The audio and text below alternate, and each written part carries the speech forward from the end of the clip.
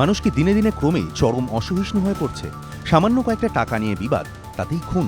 একটু তর্কাতর্কি, তাতেই কেউ কাউকে গরম ঝোলে ফেলে দিচ্ছে। চারিদিকে হচ্ছেটা কি? ফুচকা কে আগে খাবে তাই নিয়ে সামান্য বচসা, তারপর হাতাহাতি, আর তারপর পিটিয়ে খুনই করে ফেলা হলো এক যুবককে। এর চেয়ে বড় অসহিষ্ণুতা আর কি হতে পারে? এই গোটা ঘটনার ছবি ধরা পড়েছে সিসিটিভিতে।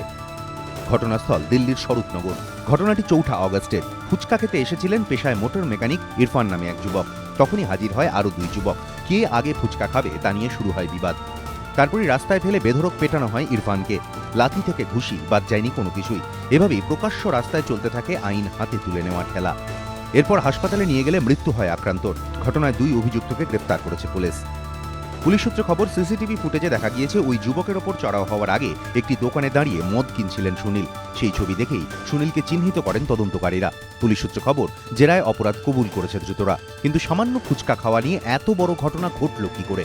রাজধানীর রাস্তায় কিভাবে চলল এই হত্যালীলা? ফুচকা খাওয়া নিয়ে একজনের সঙ্গে গন্ডগোল, আর তার জেরে খুন। এত অসহিষ্ণুতা কিসের?